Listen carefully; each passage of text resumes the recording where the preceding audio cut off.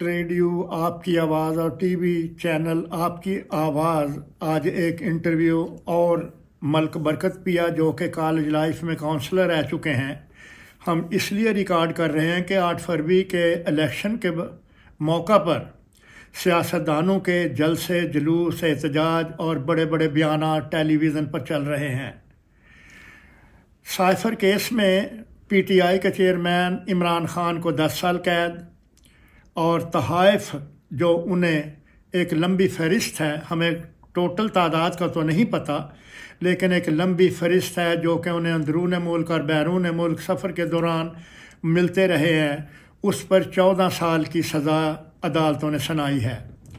हमारा सवाल मलक बरकत पिया साहब से ये है कि उन्हें बुशरा बीबी को 14 साल की सज़ा सुनाने के बाद उनको बनी गाला मुंतकिल किया जा रहा है, तो क्या ये सहूलतें अमीरों के लिए हैं या कि पाकिस्तान के हर उन लोगों के लिए जो भी किसी भी जुर्म में सज़ा अदालत की तरफ से मिलती है?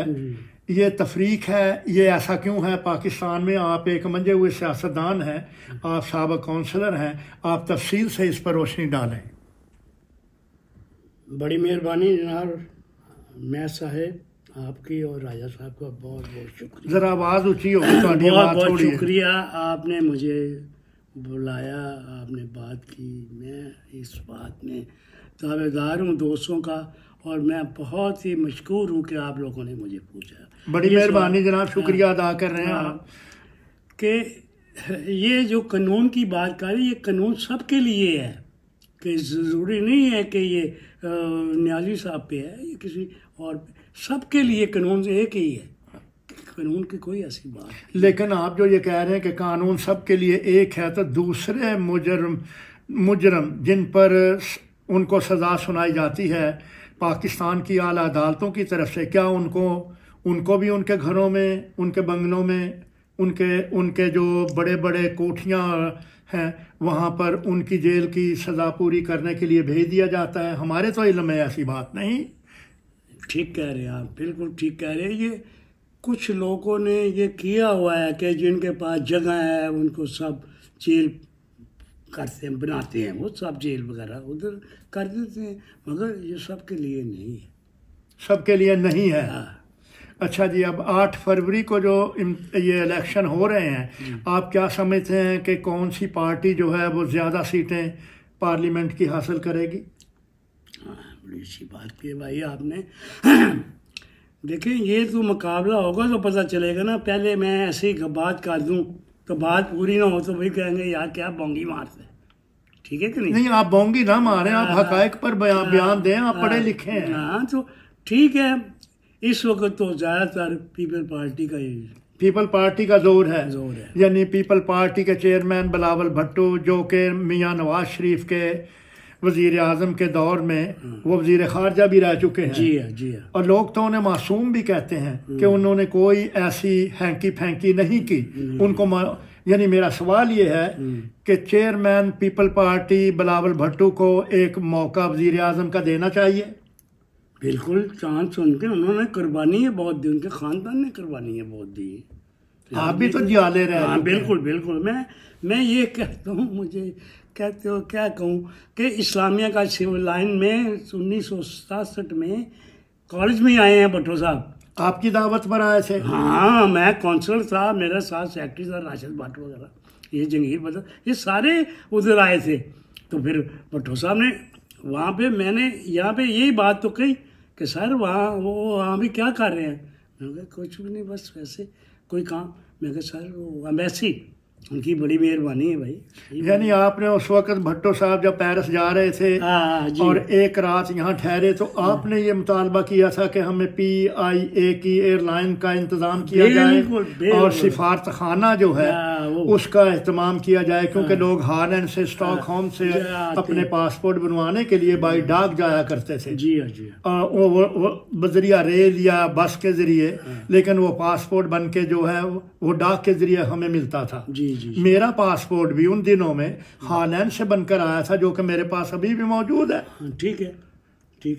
तो आपका मुतालबा था ये, तब ये बात ये बिल्कुल मैंने बात की थी भट्टो साहब। भट्टो साहब ने आपकी बात पर क्यों ऐसा अमल किया? आप उन्हें जानते थे पाकिस्तान से? भट्टो साहब ने पूछा भाई आप, मैं कहा सर यहाँ पे कॉलेज जब से आपने सूरज सिंह को कहा था स्पीच में, हैं उसके बाद ये वो बात थी यार। मैं आपको क्या कहूँ कि वहाँ पे नहीं, आपने एक मुझे वाक़या सुनाया था कि मुस्तफ़ा खर जो हैं वो कार चला रहे थे, फ्रंट सीट पर भट्टू साहब थे और आपने हजूम था बेतहाशा और बहुत लोग थे और आप उनको कह रहे थे कि हटो बचो। वो क्या मामला था? वो सर लॉर्ड्स में हमने थोड़े थोड़े पैसे इकट्ठे करके ना आपस में तो चाय पार्टी का बंदोबस्त किया था। इनके साथ ख्वाया सफदर थे मेरे ख्याल, तो इंस्पेक्टर की पुलिस के क्या जो पाकिस्तान के वज़ीर दिफा भी रह चुके हैं। मेरा ख्याल को और मुस्लिम लीग नून के बहुत अहम वजीर, वफाकी वजीर। वहाँ पे हमने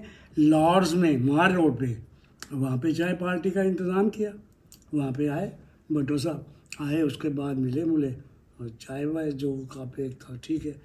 उसके बाद मैं बोनट पे बैठ गया। जो कितना रास्ता किधर से बैठ गए? बोनट पे, यानी गाड़ी के आगे जो बोनट। अच्छा जी, उस पे ऊपर बैठ गया और मैंने छांटा था वो क्या डंडा जो होता है पुलिस घोड़ों को लगाने के लिए, उससे मैंने लिया और अच्छा, यानी उसके आगे वो जो लंबा सा एक चमड़े का और आप छांटा पकड़ कर, मैंने क्या पीछे हटो तो लोगों को हटाया ताकि कार जो है आराम से हजूम में से निकले बाहर आगे जाए। बिल्कुल। तो भट्टू साहब ने आपको इसी वजह से यहाँ पहचाना जब आपकी यहाँ कोपनहेगन में मुलाकात हुई कि भी ये नौजवान तो वही है जो मेरी गाड़ी के बोनट पर था?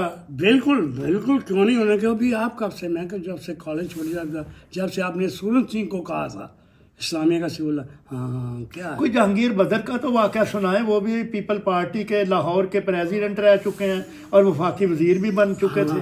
उनके साथ आपकी दोस्ती थी? मेरे अच्छी। उन्होंने आपको कोई मुराद दी, आप पर कोई नजरे करम किया? ये मैंने खुद भी नहीं लिया। मुझे ये है लॉर्ड्स में इंटर कॉन्टिनेंटल में मुझे उन्होंने दावत दी थी, खाना वाना खिलाया बड़े अच्छे तरीके से, बड़े बैठे गपशप लगाते रहते थे।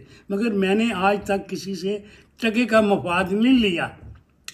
मुझे कोई बंदा ये नहीं कह सकता कि मैं किसी से मैंने कोई यूं करके पैसे या कोई काम। लेकिन आपके शरीक उन दिनों में मुझे कहते थे कि जी पिया साहब ने जब ये लाहौर सोसाइटी के सदर थे, आप 10 साल तक आप लाहौर सोसाइटी के सदर रह चुके हैं, ठीक है जी।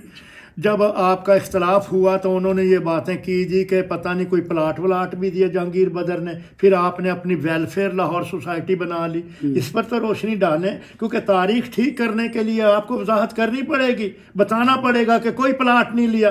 यार कोई साबित कर दे। हाँ, कोई साबित कर दे, जो मुझे सजा है मैं लूंगा। बहुत अच्छे, बात क्लियर हो गई। अब वो मुंह बंद करें अपना। बिल्कुल जो ऐसी बातें करते हैं ना, अब उनको बातें ये जेब नहीं देती।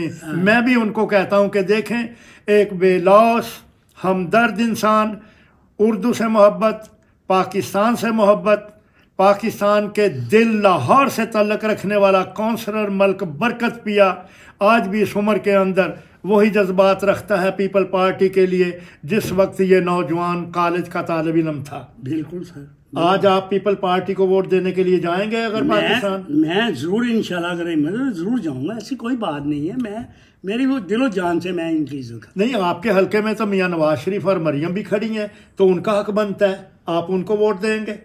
यार क्यों मैं ऐसे गलत बातें करने का फायदा कोई नहीं। नहीं, आप वजाहत करें ना। कहा है कि मैंने पीपल पार्टी के लिए हूँ, खत्म हो गई बात। क्योंकि आपके पास पाकिस्तानी पासपोर्ट है और आपका वोट जो है वहाँ पे बना हुआ है, मेरे इल्म में है। बना हुआ है, बिल्कुल सर बना हुआ है। आपका वोट बना हुआ है, आपके 4, 5, 6, 7 वोट हैं। मैंने आपका घर देखा है। बिल्कुल सर, ठीक है, ठीक है, बिल्कुल। सामीन और नाजरीन, पाकिस्तान की पाक आर्मी और उसके सिपहसालार पाकिस्तान के अंदर आफाकी आफात के मौका पर ज़ल्ज़ले हों, सैलाब हों, दहशत गर्दी हो, अपने फ़राइज़ से कभी गाफिल नहीं रही। मलिक बरकत पिया साहब पीपल, ये जो 8 फरवरी को इलेक्शन हो रहे हैं, इंतखाबात हो रहे हैं, जी। पाक आर्मी भी इस मौके पर किसी भी किस्म की गड़बड़ या दहशत गर्दी को रोकने के लिए पाक आर्मी अपने फ़राइज़ बड़ी जिम्मेदारी के साथ अदा करने के लिए, क्योंकि पाकिस्तान के सिपा सालार का बयान मैंने खुद टीवी पर देखा है और ये अखबारात में ही पढ़ा है, चैनल पर भी आ रहा है कि बड़े पुरअमन अंदाज में 8 फरवरी को पाक आर्मी इलेक्शन में अपना शानदार किरदार अदा करेगी। आप इस बारे में क्या कहते हैं? बिल्कुल जनाब, उन्हें करना चाहिए, उनका फर्ज अच्छा है। उन्हें ये करना चाहिए, उनका फर्ज है। वो हमारे बाबा बड़े हैं, क्या किया जाए, उनकी कुर्बानियां हैं, कुर्बानी है, उन्होंने बहुत काम किया है। उनके नौजवान हर रोज कुर्बानियां दे रहे हैं सरहदों पर। बिल्कुल देते हैं, बिल्कुल दिए है जी उन्होंने, तो इसलिए उनका फर्ज है ये जो कार्य वो ठीक करेंगे। वो 8 फरवरी को सही इलेक्शन करवाएंगे, यानी साफ और शफाफ इलेक्शन के लिए पाक आर्मी अपना रोल अदा करेगी और हमें पूरी उम्मीद है कि अवाम भी मुतमईन है उनके इन कारनामों से। जी जी जी। आप इसके बारे में ये सवाल है कि आप मुतमईन हैं कि पाक आर्मी साफ और शफाफ इलेक्शन करवा कर अवामी नुमाइंदों को पार्लियामेंट के अंदर भेजने के लिए मुस्तनिद और बिल्कुल तैयार खड़ी है? बिल्कुल बिल्कुल ठीक ठीक कह रहे हैं भाई, मैं ठीक कह रहा हूँ? आप मुतफिक हैं मेरी बात से?